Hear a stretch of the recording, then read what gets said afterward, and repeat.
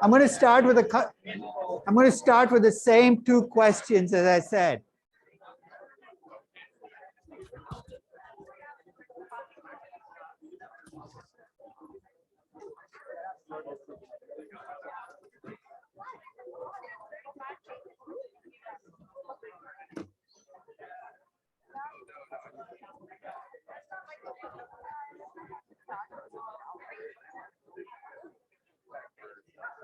Okay, I'm going to start with the same two questions, as I said, every session, at least for the next week or two.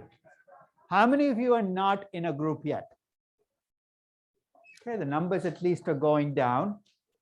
And somebody at the start of the class, somebody who was a group of two was asking me what to do. And if you're a group of 2 or 3 and you need extra people for your group, reach out to people on the orphan list if there are any left and say, would you like to join our group? That's the end game for the orphan list. But I want everybody to be in a group as soon as you can find a group, and the sooner the better. Now, I see the follow-up question. How many of you have picked a company to value? Okay, very few hands still. By next week, I hope that almost the entire class, everybody's hand is up, because as I said, the worst thing you can do is not pick. I'd much rather that you pick a company. You could pick PayPal after the fiasco yesterday, or Netflix, or Alibaba. Pick a company and then you say, look, I've changed my mind. That's fine.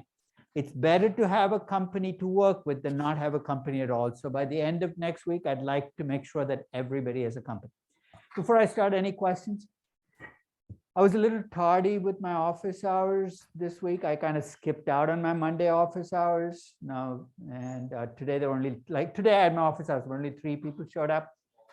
Hopefully, as we get into next week, things should start to settle in, and I'll be at the Zoom sessions. So basically, I think on Mondays, it'll usually be 5 p.m. to 6 p.m. after class, and on Wednesdays from 12 p.m. to 1 p.m.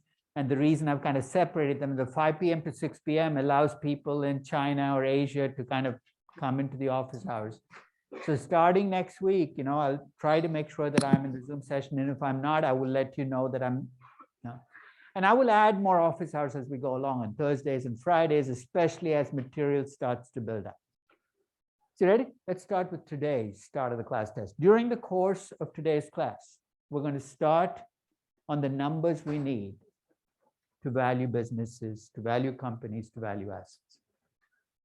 And one of the first numbers you need to get nailed down before you start to get ambitious is, what can I make on a risk-free investment in this currency today? Notice I added the word currency. Depending on the currency you're looking at, what you can get risk-free can be very different if you're investing in Turkish lira as opposed to US dollars. And very different if you're investing in US dollars as opposed to euros. So today we're going to talk about risk-free rates. And I'll set the stage. When I did my MBA, which was eons ago, during the 2 years of the MBA program, you know how much time we spent on risk-free rates? Maybe 30 seconds. We were told to use the US Treasury rate as a risk-free rate, and we moved on. Shows you how dollar-centric MBA programs were, how little thought went into risk-free rates. That's not the world you live in. You need to be aware of risk-free rates, not just in your local currency, but in other currencies. So today we're going to talk about risk-free rates. And the start of the class test, I'm actually going to ask you questions to which we'll get answers in the class. Let's see if you can figure it out without my coming up with the answer. So here's the first question. Let's assume you're valuing a Brazilian company. So be careful because every part of the statement is going to matter. You're valuing a Brazilian company, nominal Brazilian reais. You're looking for a risk-free rate, and there are two rates I can offer you. The risk-free rate in Brazilian reais is 7.5%. The risk-free rate in US dollars is 2.5%. If you're valuing this company in Brazilian reais, and it's nominal reais, which of those, this is the easy one, which of those rates should I use as my risk-free rate? You can circle it if you feel shy speaking up, but which of those should I use as my risk-free rate? The real risk-free rate or the dollar risk-free rate? You said real? You got the right answer. Say real, okay. See, he said real. But it's not because it's a Brazilian company. It's because I'm valuing the company in Brazilian reais. If you gave me Petrobras and I valued Petrobras in US dollars, the risk-free rate would be US. So that's the first thing I want you to remember. The risk-free rate used in a valuation doesn't depend on what country a company is in, what currency you choose to do the valuation. We're going to talk, that's a consistency issue. Let's follow up. I used the word nominal risk-free rate. You're saying, what the heck does that even mean? A nominal risk-free rate is the rates you usually see. A T-bond rate is a nominal rate. What does that mean? What you get, you then have to deal with inflation out of it. Inflation is embedded in that rate. If I wanted to do things in real terms, not in nominal terms, and you're trying to decide, no, if I want to get a risk-free rate, should your, if you're trying to come up with a risk-free rate and you're doing everything in real terms, the way you'd value a company in real terms is you'd basically forecast the units that they will sell. You'll assume the price stays constant because inflation is not helping you. You'd come up with cash flows that are real cash flows. Should your risk-free rate be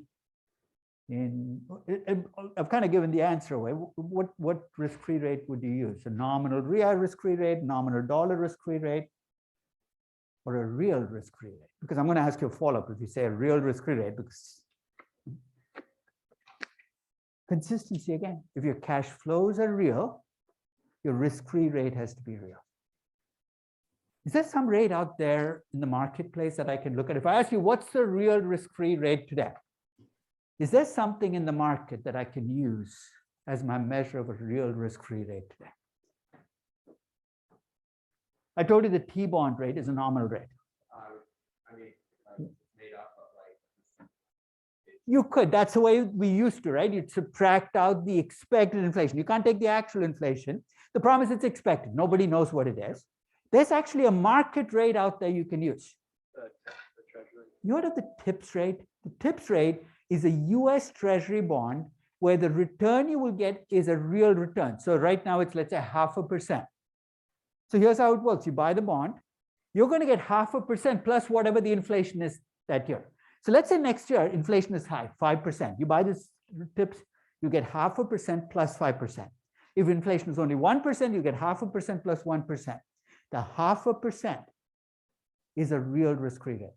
For the last 20 years now, we've had a real risk-free rate we can use. So if you ask me to do a real valuation, not a real valuation or real valuation, a real valuation, my risk-free rate has to be a real risk-free rate.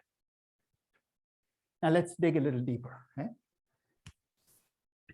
The T-bond rate right now is about 1.7, 1.8%. It's gone up since the start of the year. But it's lower than it's been historically, last 10 years, last 50 years. One reason you will hear on CNBC for rates being low is the Fed did it. The most dangerous 4 words in investing. The Fed did it. Why do your portfolio do badly? The Fed did it. Why do you run over the dog? The Fed did it. Everything, every portfolio, this has become your excuse for doing stupid things. The Fed did it. Is that true though? That the reason rates have been low for the last decade, and they've been lower than they've been historically, is it really all the Fed's doing? Just give me an instinct, because right now, no, we have, today we'll actually dig a little deeper as to whether that's a reason. But that's the presumption, right? The Fed has kept rates low. Portfolio managers seem to believe it.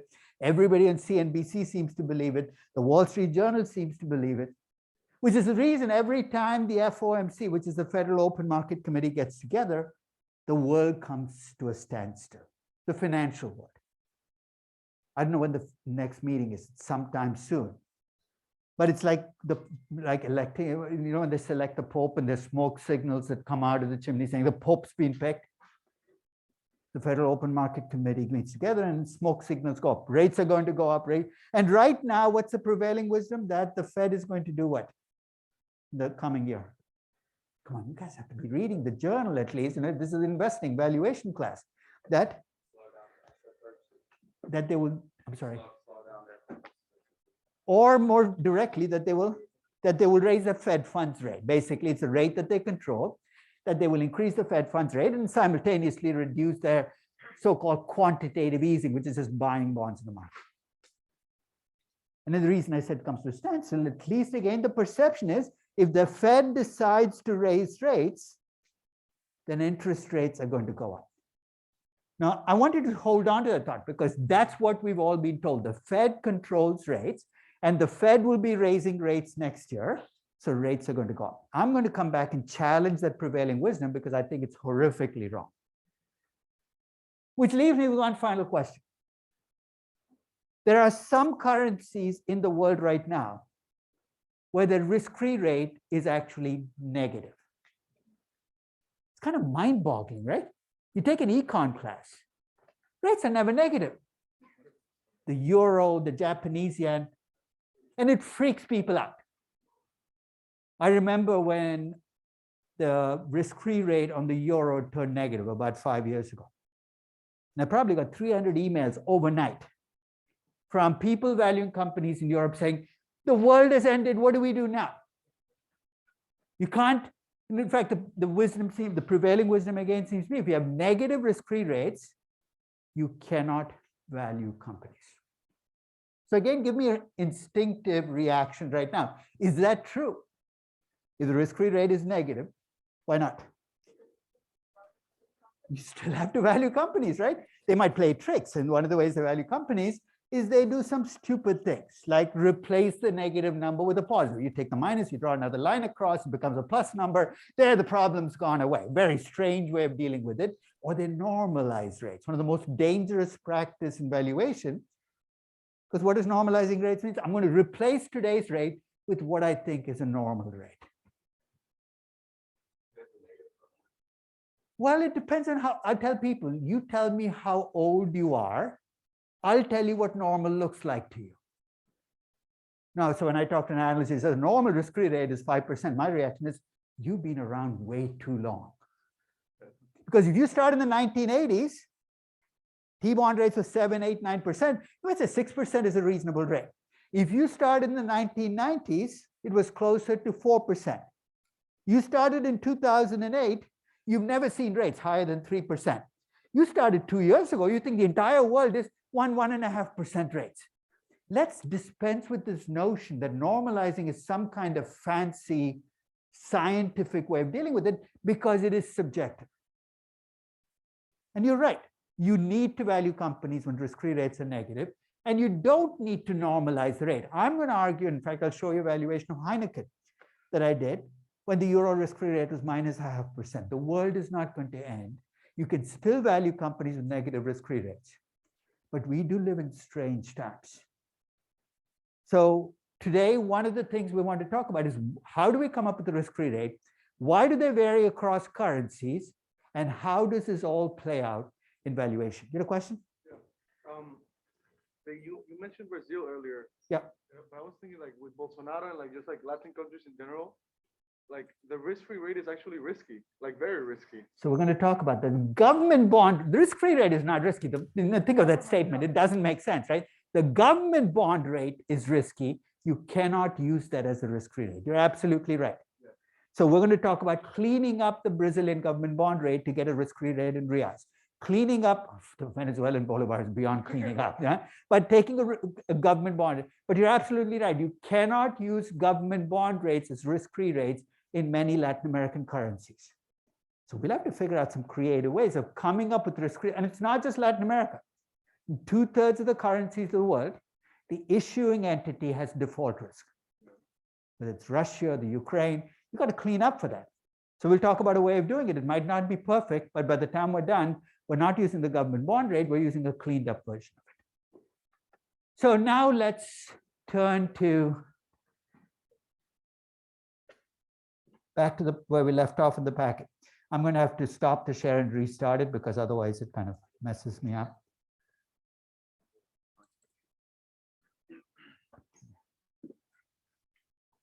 So last session, if you remember, I laid the groundwork for discounted cash flow valuation. I said, if you're valuing equity, you take cash flows to equity, discounted the cost of equity. We are trying to value the entire business. You take pre-debt cash flows of the firm, and discount it back at a weighted average cost of capital. So today we're going to start on the process of building up a discounted cash flow valuation.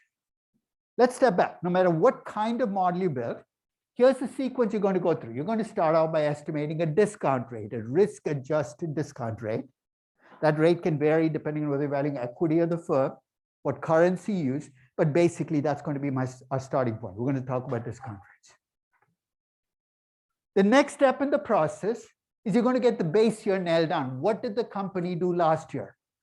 I'll tell you the bad news. What happened last year is completely and totally irrelevant if you're buying the stock today, but you have to have a starting point. Right? So you're going to start with that. Last year's financials of the company.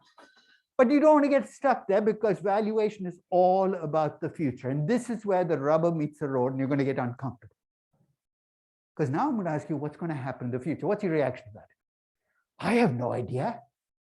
I'm not God. You've got to play God for a little while. You got to make your best estimates for the future and estimate future earnings, future cash flows. And we'll talk about how to do that consistently. The fourth step is you got to put some closure in this process. What do I mean by that? If I give you an asset with 10 years of life, you project cash flows for the next 10 years and it's over. But if you try to value a publicly traded company, at least in theory, how long can a publicly traded company live?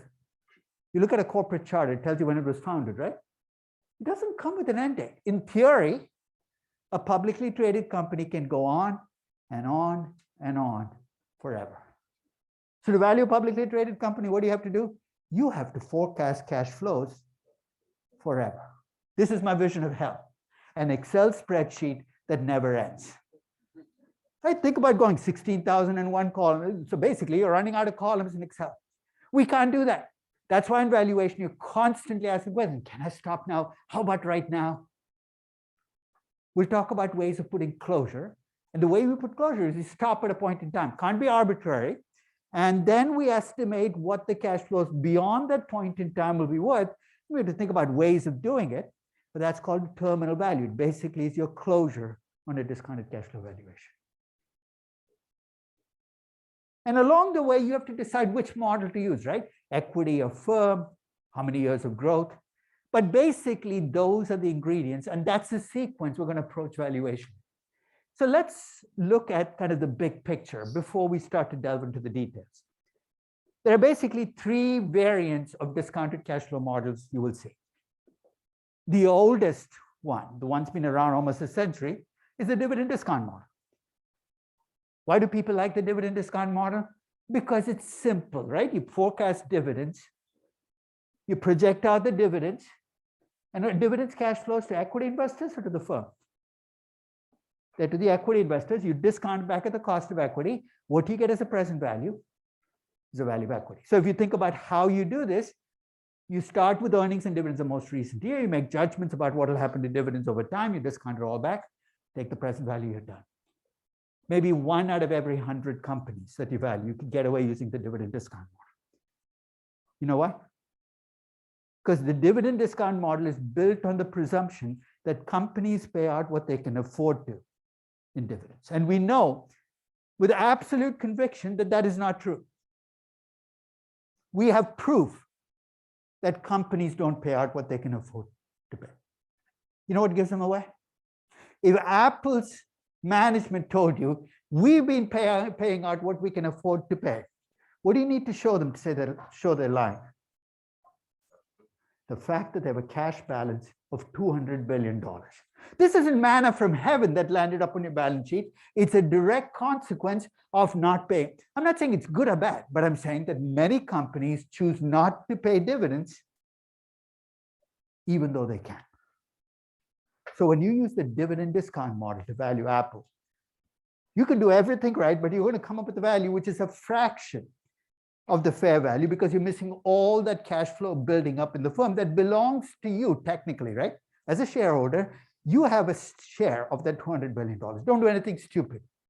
Like going on and saying, I'm writing a check against my Apple cash balance. It's not going to work. Your Apple card is not connected to it directly.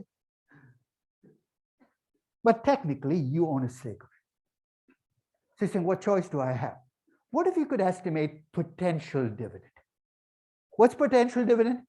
It's whatever's left over after you met every conceivable need. It's called free cash flow to equity. Basically, what you do there is instead of taking the actual dividend, you take the net. So you go to the statement of cash flows for a company because that you give away the game, right? Because in the statement of cash flows, you said, this is what we got from operations. This is what we invested. This is what's left over. We'll go through the mechanics of computing free cash flow to equity. It's still an equity cash flow. So you discount it back at the cost of equity. And you come up with the value of equity. So when you think about valuing equity, you can either go the old-fashioned way, focus on dividends, but it's going to get you into trouble with a lot of companies, or you can go with free cash flow to equity. The alternative, of course, is to value the entire firm. What I've tried to show in this table is in all three approaches, you got a cash flow. The cash flow is defined differently. Dividends, free cash flow to equity, free cash flow to the firm. You've got an expected growth rate. When you're talking about dividends, it's growth in dividends. When you're talking about free cash flow to equity, it's growth in free cash flow to equity. When you're talking about free cash flow to the firm, it's growth in free cash flow to the firm. You're being internally consistent. The discount rate for the first two is the cost of equity. Why? Because you have cash flows to equity. But for the cash flow to the firm, the discount rate is the cost of capital.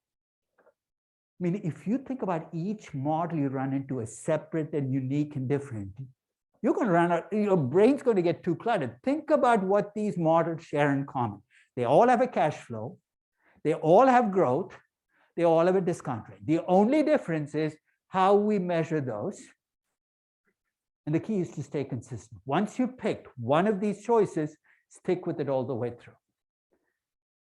So if you ask me to draw a picture of the dividend discount model, here's what it would look like. I'm going to start with the existing dividends. I'm going to project our dividends, and we'll talk about ways of coming up with the growth rate and dividends. So for the moment, don't get too caught up in those equations. So you get projected dividends. I'll discount them back at the cost of equity. And what I get as the present value is the value of equity. So I gave you a bank or a real estate investment trust, which happen to be the two sectors where the dividend discount model still prevails. I think sometimes incorrectly. You're going to project dividends, discount them back at the cost of equity, you get a value of equity. If I switch to free cash flow to equity, here's the only difference. Instead of using dividends, I use potential dividends. Instead of looking at growth in actual dividends, I look at growth in potential dividends. For Apple last year, you know what the free cash flow to equity was? $92 billion. That's in 1 year. That's how much excess cash they had. This is the greatest cash machine that we've ever seen in history.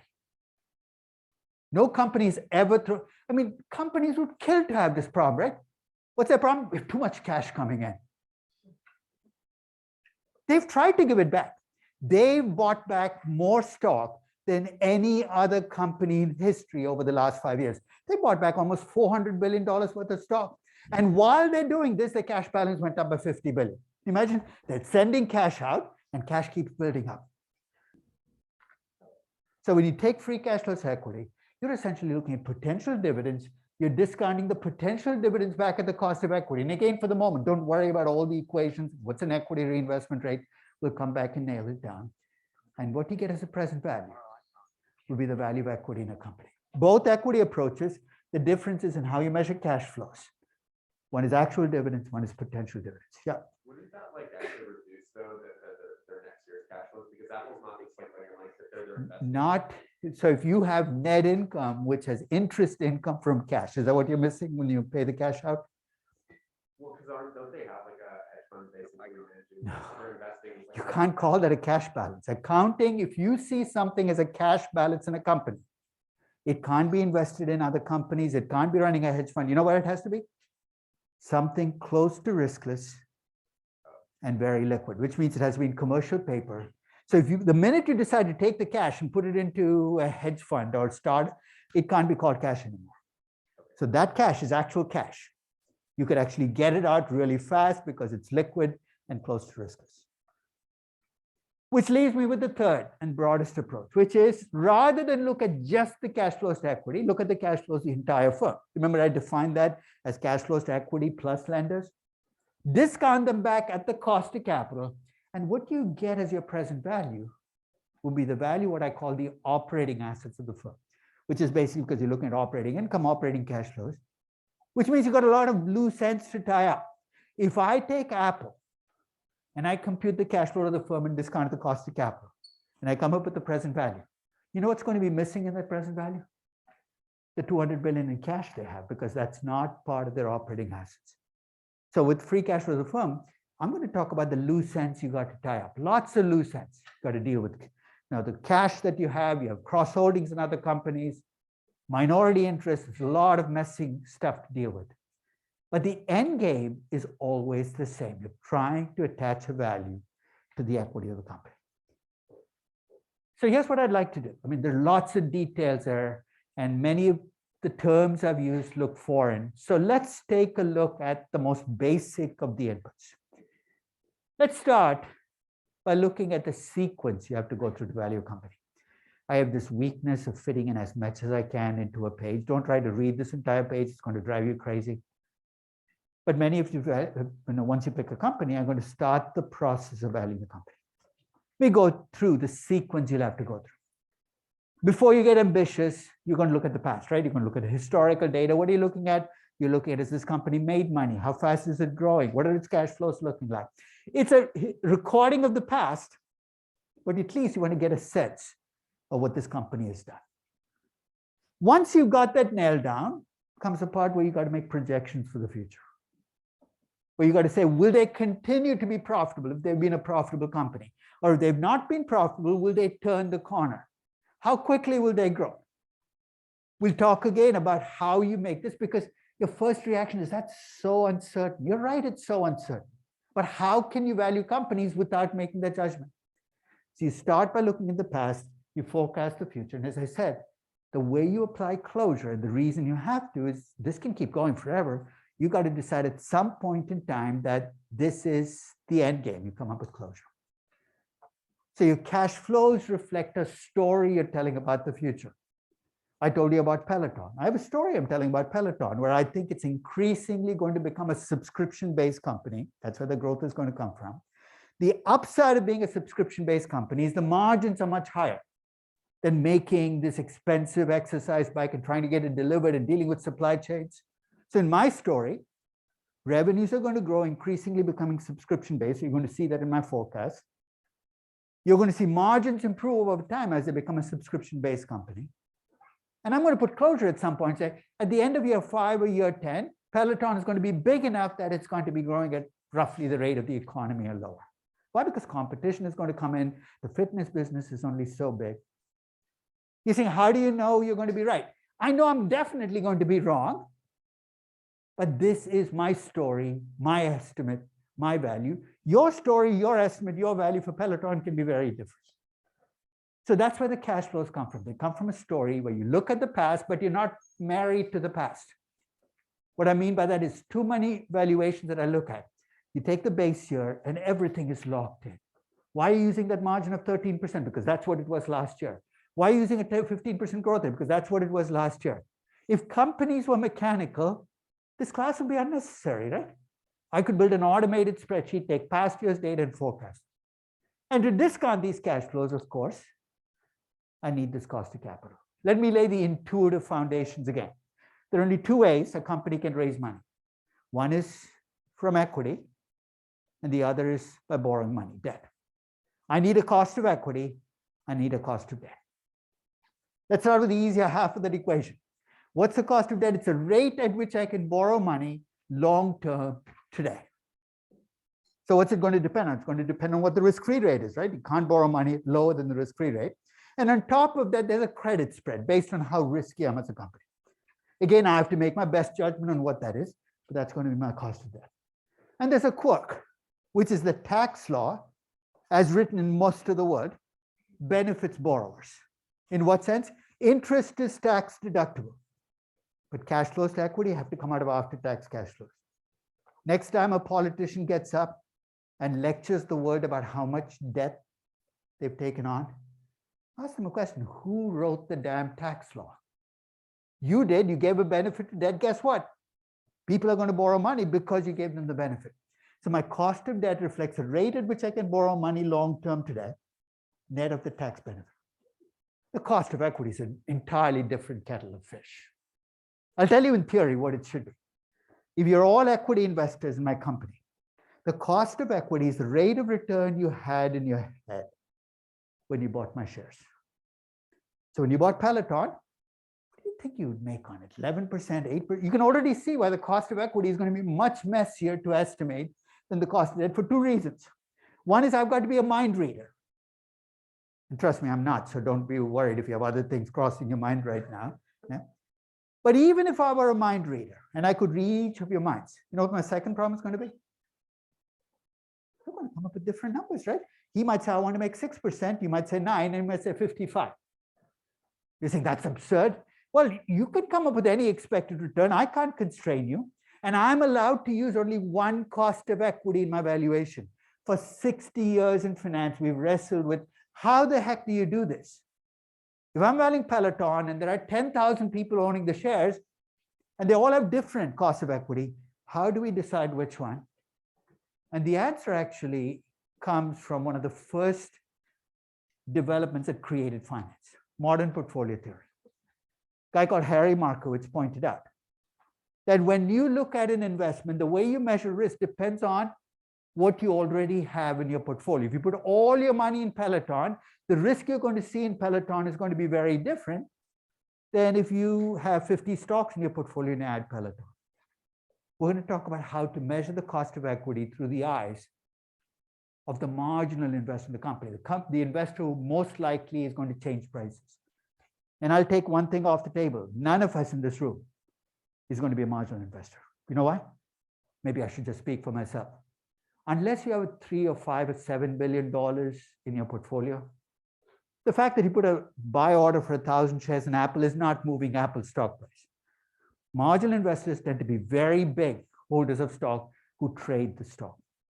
It's going to surprisingly give us an opening, and you're going to see this play out in how we think about cost of equity. So I've kind of laid the picture. There are lots of details we still have to wrestle with. We have cash flows coming from your story for the future, a discount rate that reflects the numbers you've attached as cost of equity and cost of debt. And of course, you get a cost of capital. What do you need? You need to weight the two, right? How much of equity and how much of debt do you use? And here I'm going to say something that I find surprisingly doesn't get done in discounted cash flow valuation. Let's say right now, you're 90% equity, 10% debt. Why? Because you're a young growth company, you can't afford to borrow money. Could that debt ratio change over the next 5 or 10 years as you're projecting numbers for your company? Yeah, it'll change in predictable ways, right? You make the company larger and more mature, it should be able to borrow more money. So one of the things I want you to start thinking about is the discount rate is not a number that's going to stay fixed over time. It could actually change over time as your company changes. So lots to wrestle with. Let's talk about the sequence then. We're going to start off with risk and discount rates because we want to get that out of the way. Then we're going to get a handle on the past. We're going to talk about how do you read past financial statements. And what you're doing it for is not to compute ratios. I'm never a believer in ratios. You're looking at the past to get clues about the story you can tell about the future, right? So when I look at Peloton's financials, I want to see the trend lines in subscriptions and the trend lines in equipment sales because it'll help me tell the story. I estimate growth in future cash flows based on the story I've told. I apply closure with that terminal value. And then I tie up loose ends. Is there something I'm missing in this valuation? That's a broad list. So let's start with discount rates. Let me start with an absurd question. Do discount rates matter in a DCF? Of course, it's called a DCF. Without the D, there's no DCF, right? That said, though, I think we spend way too much time in valuation on discount rates. I'll give you a rough statistic. If you've ever worked at a bank and you've done valuation, 60 to 70% of the time on a discounted cash flow valuation is spent finessing the discount rate. Maybe it could be as high as 90%. You know why? Because we feel comfortable. We can go to Bloomberg, we can pull up numbers, take the beta, you have the third decimal point. When the real mistakes in valuation happen in the cash flows, my estimate is I almost never spend more than 10% of my time on discount rates because I'm a bigger fish to fry. The cash flows are where the entire valuation rests. So let's get that out of the way. Don't make this all about discount rates because it's a small piece in a very big puzzle. But here's the broad principle you want to keep in mind in terms of what discount rate should I use. Be consistent. We've already talked about this in the context of equity versus firm. If you have equity cash flows, you need a cost of equity. Cash flows of firm, cost of capital. I brought in currencies. If you're doing a valuation in US dollars, your risk-free rate has to be in, your discount rate has to be in US dollars. If you're doing a valuation in Russian rubles, your discount rate has to be in Russian rubles. And if you choose to do your valuation in real terms, not nominal, then your discount rate has to be real. Check your cash flows, check your discount rate. Make sure you're being consistent. So let's think about how risk enters a DCF model. It doesn't come in through the cash flows. The cash flows are always expected cash flows. And don't try to finesse them and try to make them conservative because it's risky, because you risk double counting. Make them expected cash flows. The discount rate carries the burden of discount rate, of the risk in your investment. And the way to think about this is the way you build up to a discount rate, no matter what currency you do it in. You start with the risk-free rate. You come up with a measure of the relative risk of your company. You know what I mean by relative risk? Think of an average risk company. Is your company 1.5 times more risky, 2 times more risky, 2.5 times more risky? You know what I'm trying to replace, right? This Greek letter that you've gotten obsessed with in your previous finance classes. What's that Greek letter? Beta. And then you carry this burden of Markowitz portfolios and efficient markets. Let it go. Here's what I want you to think about when you see a beta. Think of the beta as a measure of relative risk. So when you see a beta 1.2, you know what you're telling me? This stock is 1.2 times more risky than the average stock. And then you multiply that measure of relative risk with what the price of risk is in the equity market, an equity risk premium. I mean, clearly, 3 ingredients, right? Risk-free rate, you've got a beta, you've got an equity risk premium. Lots of things that can go wrong. But before we can think of what's going wrong, let's step back and think about uncertainty. As I said, it's always part of the game. Yes, go ahead. Question before. You said that like because this is about currency rate, but what is the company is like multinational? Doesn't matter. Pick a currency, right? You take Nestle. How many currencies does Nestle get cash flows in? Probably 60 currencies. You can value any one of the 60, but what you have to do is once you made that choice, every other currency cash flows to be converted to your base currency. I can value Nestle in Swiss francs. I can value in British pounds. I can value in Brazilian lira. I can value in Indian rupees. But once I've made that choice, you got to convert all of the other geographical revenues you have into your currency, not just for this year, but every future year, which means what do you have to then forecast as part of your valuation? You've got to forecast exchange rates. So this has become, so we'll talk about the mechanics of how you convert those currencies, but you can't have a valuation which has 4 different currencies floating around. There's no melded risk-free rate. It'll completely break down. So if you have a multinational, which is going to be the bulk of the companies you value, get cash flows in multiple currencies, pick a currency. Usually it'll be the domestic currency. You know why? Because most of your financials are in that currency. It's easier to work with. And then value the company in that currency. So let's talk about uncertainty. Yep. I just remember from our GameStop valuation of the week, one of the inputs was the probability of failure. I'm just wondering, where does that factor in? It's a post-DCF adjustment. It doesn't show up in your DCF. Because when you do a DCF, here's what you assume. You assume your company will make it through to nirvana. What does nirvana look like on your DCF? What's the biggest number in your valuation? Your terminal value, right? You're implicitly, every time you're doing a DCF, you're assuming there'll be bad times, but we make it through. But the reality is some companies don't. If you have a young startup, you know what percentage of young startups don't make it through year two? 2/3. If I do a DCF for startup and say, you know what, I'm going to just assume it makes it, I'm going to overvalue the company. So rather than try to squeeze it into the DCF by pushing up the discount rate, which some VCs do, which is, I think, a mistake. So let me do the discounted cash flow valuation for this company as a going concern. Then I'm going to adjust it for the chance it won't make it. Now let's talk about uncertainty. You sit down to value company and do this for your company, right? You pick a company. I'd like you to make a list of everything you're uncertain about.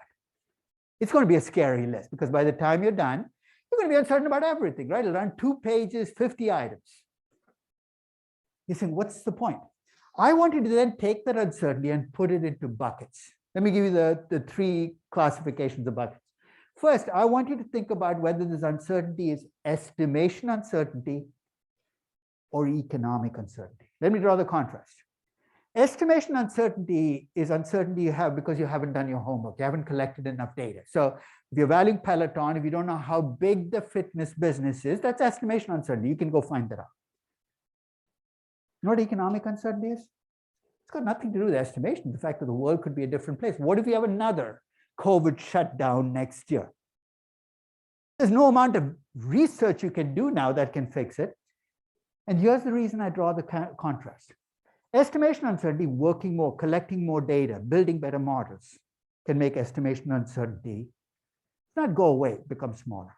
Economic uncertainty, there's nothing you can do in terms of collecting data or building models that can make economic uncertainty go away. And then I have a final piece of bad news. 80% of the uncertainty you face when you value companies is economic uncertainty. What I'm trying to say is, when you feel uncertain, don't think collecting more data and building bigger models is going to make that go away, because that 80% is out of your control. I have what I call the karmic view on uncertainty. But there's some uncertainty, there's nothing I can do about it. Worrying about it and building models is not going to make it go away. Just let it flow through. Estimation versus economic. The second classification is it micro uncertainty or macro uncertainty. Let me use Peloton to illustrate the difference. You know the micro uncertainty I face with Peloton is? Do I trust the managers? I don't know whether they're doing a good job. What will happen to the fitness subscription business? Maybe Nordic Track or Netflix might come up with a competitor. That's micro uncertainty, uncertainty at the level of the company. What's macro uncertainty? The fact that there might be another COVID pandemic, the fact that interest rates could go up, that inflation could be high. You're saying, again, why does it matter? If your uncertainties are micro uncertainties, when you have multiple companies in your portfolio, what should happen to them? The law of large numbers works in your favor, right? For every company with something better, something worse than expected happens, something else will offset it. The only uncertainty you should be building into your discount rate, if you're diversified, is macro uncertainty. So when I value Peloton, if you ask me where in my discount rate am I reflecting the fact that the fitness business is unsettled, my reaction is, it's not the kind of risk that's meant to go into a discount rate, because that's the kind of risk I should be able to diversify away. Micro versus macro uncertainty. And thirdly, there's this classification between discrete uncertainty and continuous uncertainty. In finance, we become very good at dealing with continuous uncertainty. In fact, we have products that you can use to protect yourself, right? You have derivatives and we can hedge things. So if you're looking at, for instance, a US company with operations in Brazil, one of the things you're exposed to is the Brazilian real goes up and down, you have exchange rate risk. And on a daily basis, you get affected by it, right? Every time the exchange rate moves, your value changes. That's continuous uncertainty. This is not true for Brazil, but let's suppose that you're a US company with operations in Cambodia. I don't even know what the Cambodian currency is. But whatever it is, it's not a floating rate. It's not an exchange rate. It's a fixed exchange rate. You say, this is good. I have no uncertainty. Is that true though? Your uncertainty there is non-existent on a day-to-day basis, but one day you wake up and what could be true? You could have a massive devaluation. Continuous uncertainty versus discrete uncertainty. Which one would you rather face in valuation? Continuous or discrete? Which is easier to work with? Continuous is easier, right? Because you can look at, but discrete uncertainty is real, not just in exchange rates, but also we talked about failure rates. The reason failure rates are so difficult to bring into valuation is they're not continuous. You're healthy, you're kaput. You know what else is discrete? It's not as common around the world, but there used to be parts of the world where your company could get nationalized. What does that mean? You could be running a really good business that you think is worth a lot, and the government steps in and says, we're going to take over the company. And they don't pay you fair value. They might pay you book value, they might pay you nothing at all. Risks like nationalization risk, big exchange rate devaluations are discrete risks.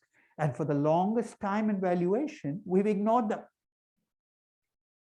So one of the things we need to talk about is how do we bring in discrete risks into valuation? And you saw an opening. I used this notion of let's do your DCF as if this risk doesn't exist.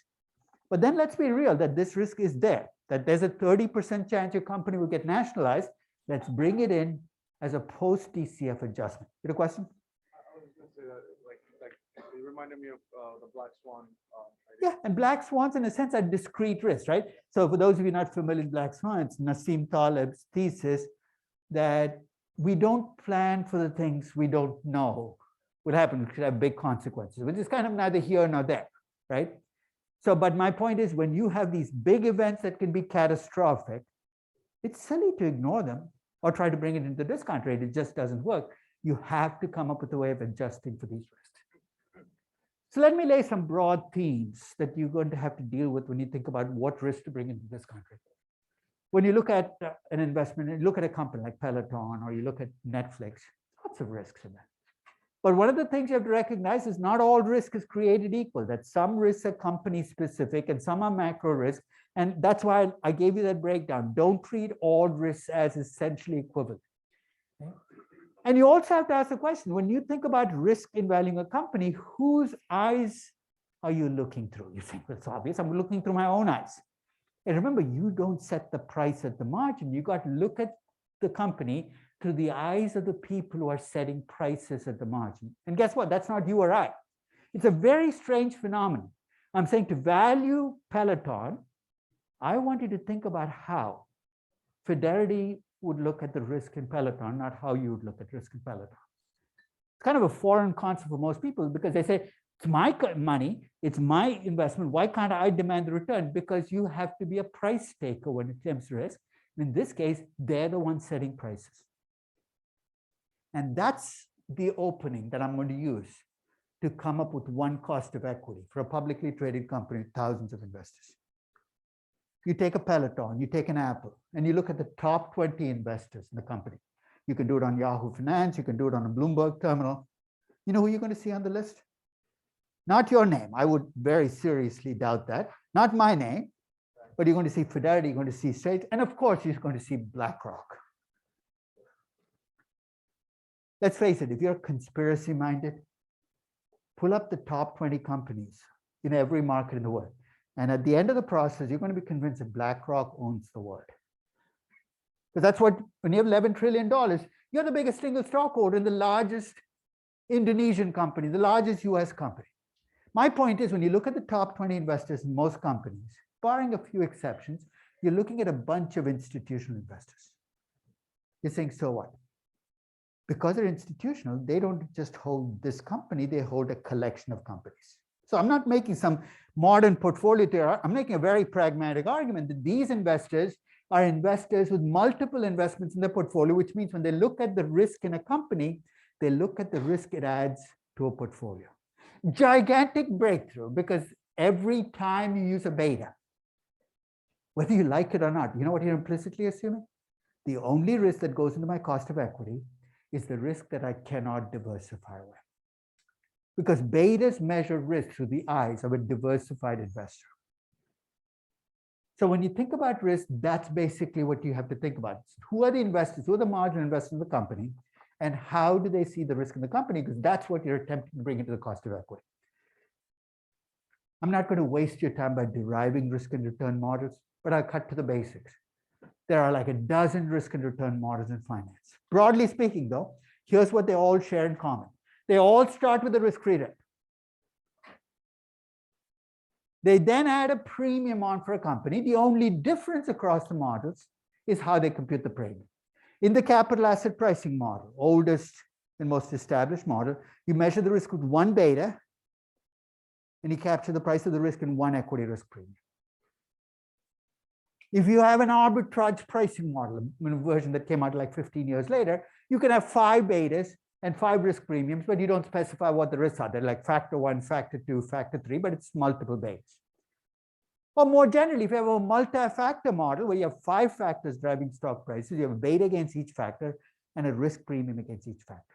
So every model starts with the risk-free rate, has one beta or multiple betas, and one risk premium and multiple risk premiums. So basically, it makes our life simple, right? Because there are 3 inputs you need to value a company. You need a risk-free rate, you need a beta or betas to measure what the relative risk of the company is, and you need risk premiums or a risk premium to do this. We're going to start with the risk-free rate. Because before we get ambitious and talk about betas and risk premiums, might as well get this basic number nailed down. So in every one of these models, that risk-free rate is a base, and we have to get that to get the number. So you can't do valuation if you don't know what the risk-free rate is. Let's get that out of the way. You need to get that. That's kind of the homework you have to do. If you cannot tell me what a risk-free investment in Brazilian real will get you, at least roughly, you cannot do a valuation in Brazilian reals. So let's talk about the risk-free rate. Let me give you my definition of a risk-free rate. And already embedded in the definition, you're going to see the challenges we're going to face. For something to be risk-free, you need to know exactly what you will make with absolute certainty. So think about what I just said. You need to know exactly what you're going to make with absolute certainty. So there are 2 conditions that need to be met. First is the entity issuing the security can have no default risk, none, absolutely none. Because the minute you have default risk, then you worry about, will I actually make that? So the entity has to be default free. The second is there can be no reinvestment risk. Let me give you a very simple illustration of how this plays out. Let's suppose you want a risk-free rate in US dollars for a 10-year cash flow. Can I use the 10-year bond rate as my risk-free rate for the 10-year cash flow? Technically, I have a problem. You know what that is? Every 6 months on a 10-year bond, I get a coupon. The coupon has to get reinvested. At what rate? I have no idea, because that's 6 months from now, a year from now. So you say, what do I do? What if you could rip the coupons out? Think of it as like a coupon book. You got 20 coupons and a face value. What if I could rip the coupons off, sell them off, and leave myself with just the face value? Sounds absurd, right? That's called a zero coupon bond. If you're a purist, the risk-free rate for a 10-year cash flow would be a 10-year zero coupon bond rate. This is going to be a nightmare. Do you see why? Because if you're doing valuation of cash flows in year 1, year 2, year 3, year 4, year 5, if you're a purist, what should you be doing? Taking the 1-year zero for the 1-year cash flow, the 2-year zero for the 2-year cash flow. There's a reason I'm not a purist. Because this is going to be a nightmare, right? Every single discount rate every year has to be recomputed. But we'll come back and talk about maybe an approximation we can get away with, but that's the first issue. The second is, if you ask me what's a risk-free rate, I can't answer the question. You know why? Because you didn't complete the question. You have to tell me in what currency. There is no global risk-free rate. There's a risk-free rate in US dollars, a risk-free rate in euros, a risk-free rate in reals. Currencies matter, because different currencies carry different risk-free rates. And finally, and this is the point, what's your name again? I'm sorry. Ivan. Ivan's point, which is, if you have a government bond, which, I mean, I'm still in classrooms around the world, people are taught that if you have a government bond rate, it must be risk-free. That is not true. The government still has default risk. You know what the usual defense people give for why a local currency government bond should not have default risk? What can governments do? at least in theory, they should print money, right? You're saying, why would a government ever if you're the Brazilian government, why would you ever default? Because if you need to pay off bonds, you just print the money to pay it off. To which my counter is what they did. You know, in the last 50 years, half of all sovereign defaults have been local currency defaults. But the Russian government chooses to default in on the Russian ruble bonds, or the Indonesian government chooses to default on the Indonesian rupiah bonds. So why would they do that? Let's think about the trade-offs here. You have a lot of money coming due. You can print more and pay it off. And it's true, you avoid default risk, but then what do you expose yourself to?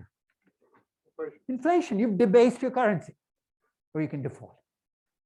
And what Latin America, which is the epicenter of sovereign defaults, has taught us is it's easier to come back from default than it is from debasement. For 20 years, starting in 1997, every year I went to Brazil to do a valuation seminar. When I first went in 1997, it was a 2-day seminar. Every question I was asked over the 2 days was about inflation. Nobody wanted to talk about margins or growth. What do you think about inflation? You know why? Because in the early 90s, Brazil had hyperinflation. When I say hyperinflation, I'm not talking 15%. I'm talking thousands of percent of inflation. And when you have that much inflation, people lose trust in the currency. Everything you do is about inflation. You know how long it took Brazil to recover from that hyperinflation? For the longest time, you could not issue long-term bonds in reais because nobody would buy the bonds because they didn't trust the currency. It wasn't until 2006 that the Brazilian government started issuing, because until 2006, when the Brazilian government borrowed in US dollars. 10-year bonds in nominal reais did not show up till 2006, 14 years to get back from the basement. In contrast, think of Argentina.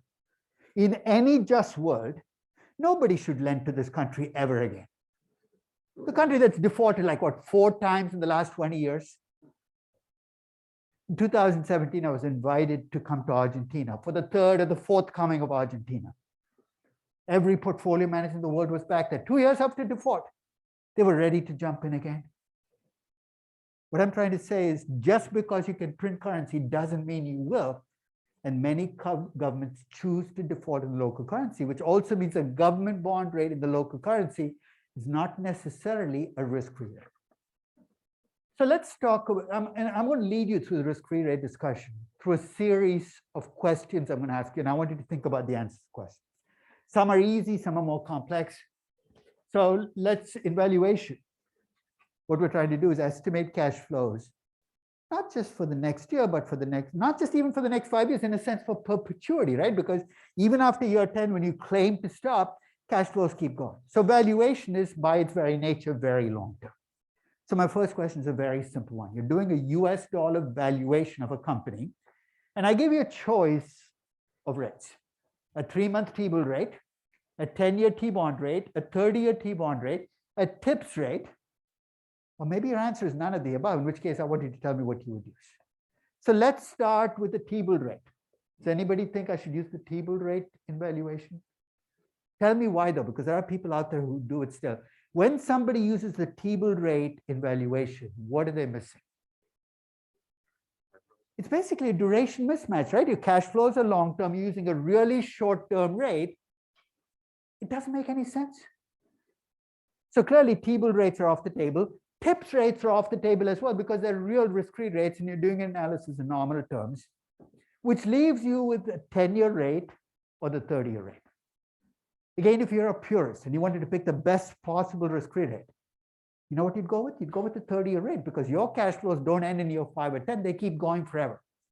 I haven't used the 30-year bond rate as a risk-free rate, probably ever, and here's why. When you look at these rates, they come from the market. The 10-year bond remains the bond that is most widely traded. That rate is always a fresh rate.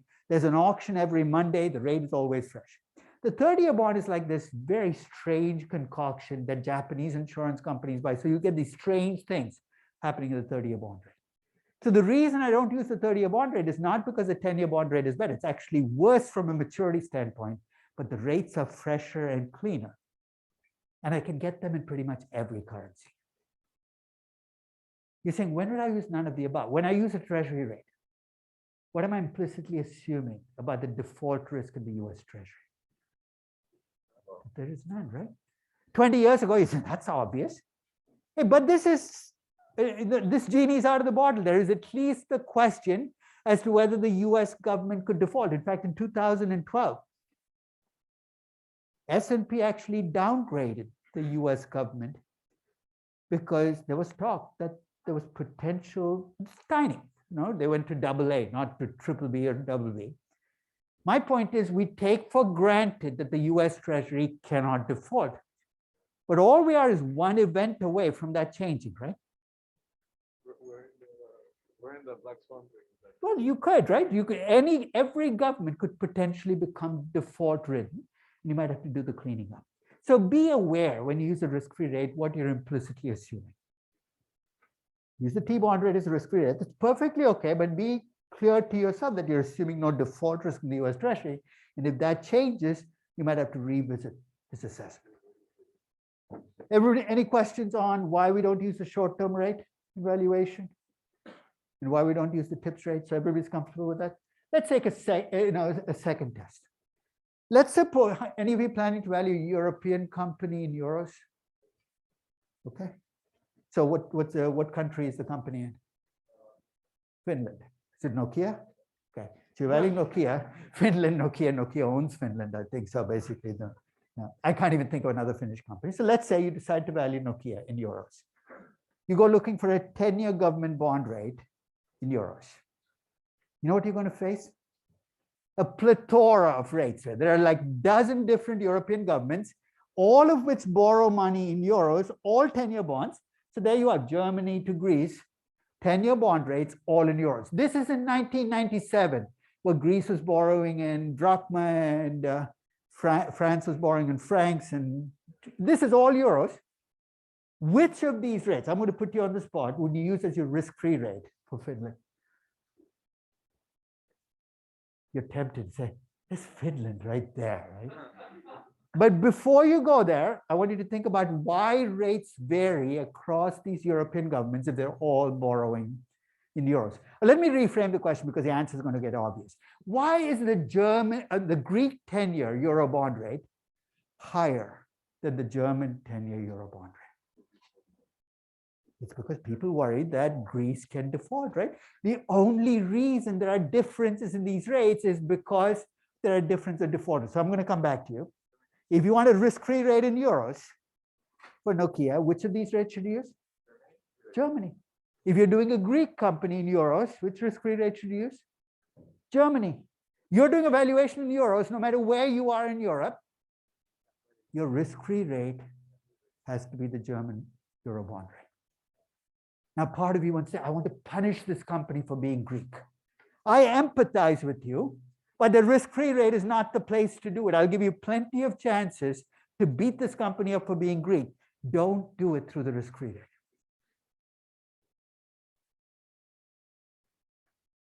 Any questions on the euro risk-free rate question? Let's move on to a third question.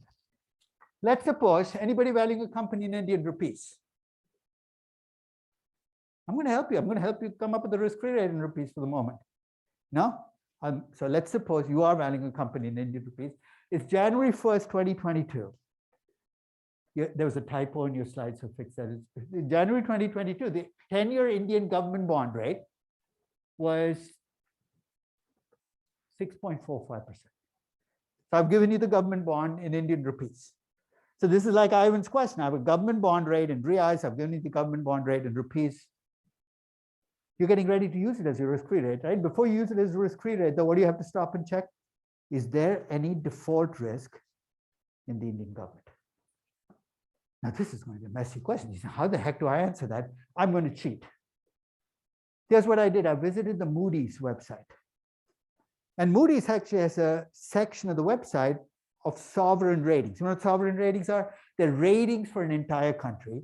And if you open up that page, and I'll send you the link for the updated ratings right now, they give you two ratings for every country, a local currency rating and a foreign currency rating.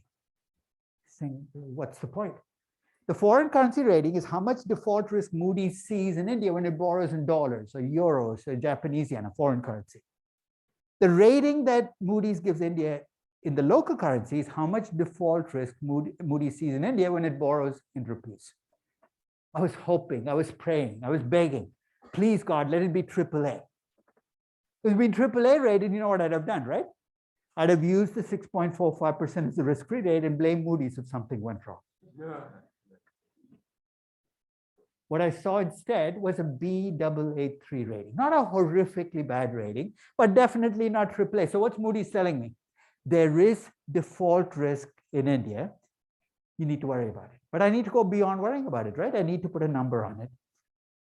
And every year at the start of the year, and you can find this on my website, I come up with a table where if you give me the sovereign rating for your country, I'll tell you what the typical default spread looks like right now. At the start of 2022, a Baa3 rating had a default spread of 1.87%. You ready for an algebra problem? Here's the algebra problem. The government bond rate is 6.45%. The default spread, if I trust the rating, is 1.87%. I want a risk-free rate in rupees. I'll give you three choices. You tell me which of the three is the right one. I could just take the 6.45%. It's a government bond rate. I'm going to use it as my risk-free rate. But if I do that, what am I doing? I'm taking a rate that has default risk in it and treating it as risk-free. So that's a non-starter. I could take the 6.45% and add 1.87%. You think that makes sense? That acts like I'm double counting, right? The 6.45% already has a 1.87%. Adding the 1.87% is the wrong way to go. So cross out A, cross out B. And by exclusion, you come up with what you should be doing, which is subtracting out the default spread from the government bond rate. There's the answer to the question. How do I get a risk-free rate in reais? I start with the government bond rate in reais, and I subtract out an estimated default spread. And you can take issue with, do you trust the ratings agencies? It's the right spread, but that's the cleaning up process. You clean it out of the government bond. So everybody clear on the process? If I give you a currency where the government has default risk, start with the government bond rate and then take up the default spread from the government bond rate. Which then raises the question of how do you come up with these default spreads? I'll give you three ways in which you can come up with a default spread for a country.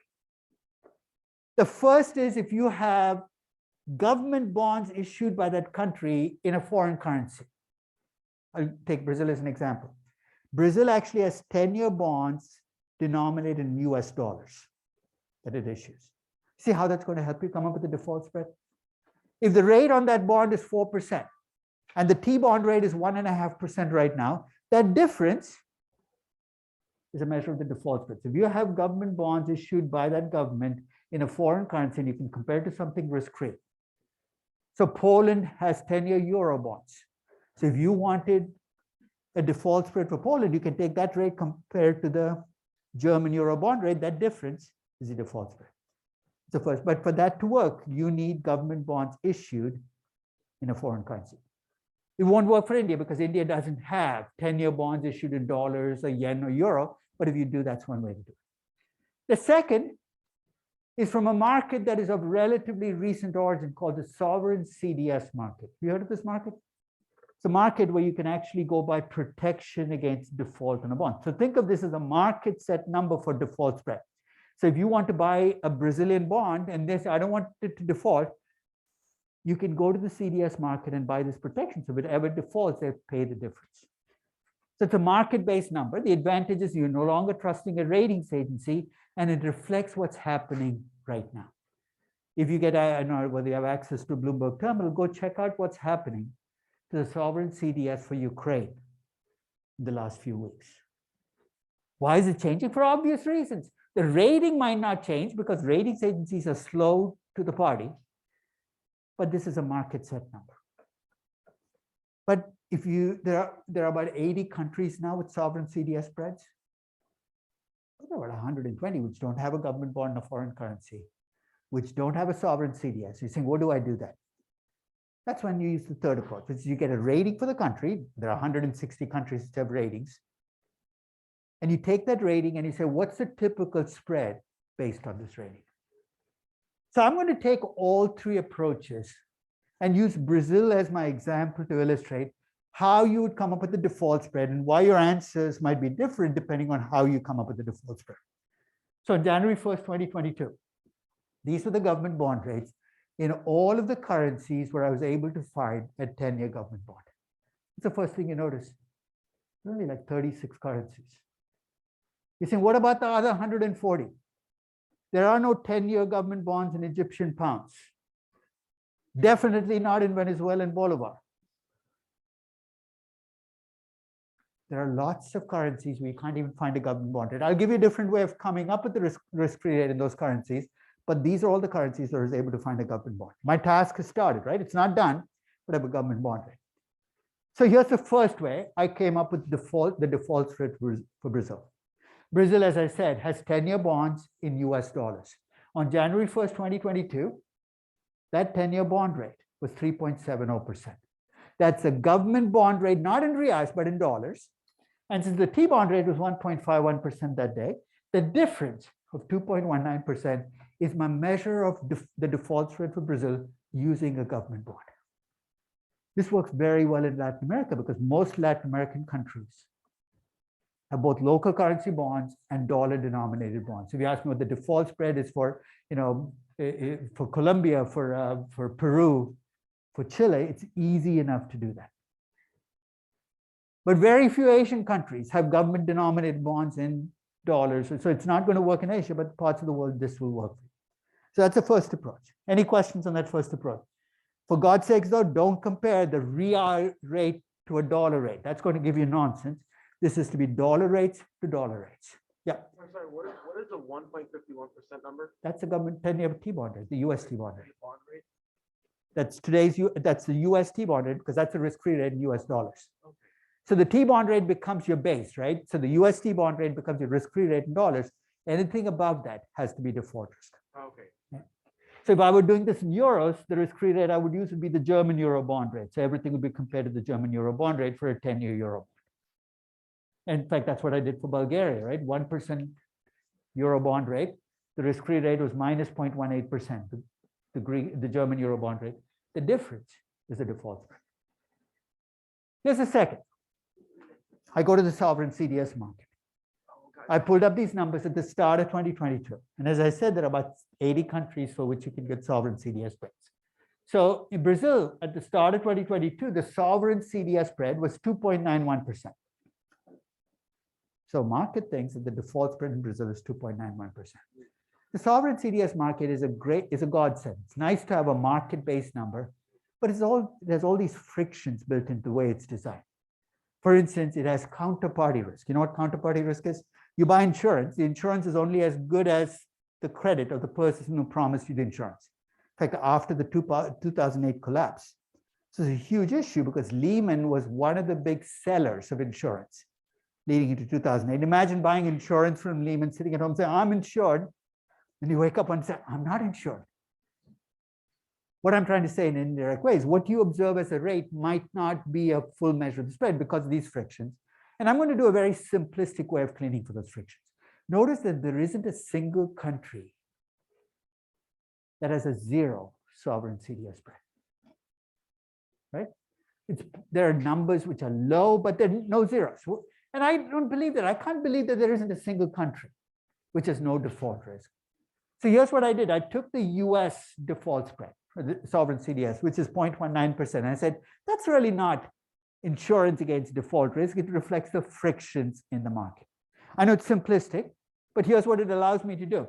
If you take the 2.91% and subtract out the 0.19%, you come up with a cleaner measure of default risk where you've taken out the market frictions. So at this point, I have two measures of default spread for Brazil, 2.19% for the government bond market and 2.72% from the CDS market. Here's the third way I could have approached it.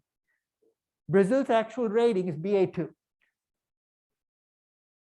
And the default spread at the start of 2022 for a BA2 rated country was 2.56%.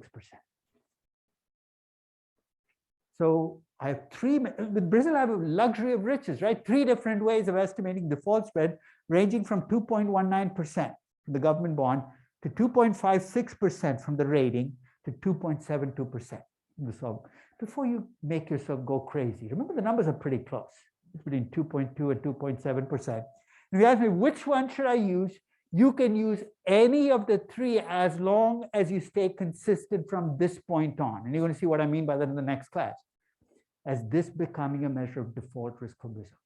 Because if I net that default spread out of my 10-year, the 10-year bond, government bond rate was 10.31%, I get risk-free rates ranging from 7.59% when I use a big measure of the spread to 8.12% when I use a small measure of the spread. You're saying, why would it not matter? Because having a higher risk-free rate pushes up your discount rate, right? Here's why it's not going to matter. The same spread is going to come back into play when I compute the equity risk premium for Brazil. So if I use a really small measure of the spread, like the 2.19%, it is true I push up my risk-free rate, but guess how you benefit? When I come up with the equity risk premium for Brazil, I'll come up with a smaller country risk premium for Brazil. Just stay consistent. Pick one measure of the default spread. For many of you, you have no choice. You find only one measure because you don't have the luxury of riches you have for Brazil. And then use that as your measure of default risk, because you need a risk-free rate in that currency. Let me end with a final slide, and then we'll, as I said, in some cases, you do things in real terms. You want a real risk-free rate. And I told you the TIPS rate is a real risk-free rate. But then if you ask me, is it a dollar real risk-free rate? I'm going to stop you, because once you use the word real, currencies are gone, right? There's no such thing as a dollar real risk-free rate and a real risk-free rate. Real risk-free rate is a real risk-free rate. So I can use this 0.15% as my risk-free rate in any real valuation I do anywhere in the world. But here's what I need to caution. When I do that, I'm implicitly assuming we live in a global economy where capital can flow freely across borders. Because what I'm arguing is you can't have different real risk-free rates in different parts of the world, because money will then leave the low rate parts and go to the high rate parts. Right. So, and currencies are almost non-issue, right? When you talk about real risk-free rates, you're talking about, hey, once currencies are off the table, what is it that you're making on a real basis? So we'll start with this page again on Monday, but I will see you on Monday.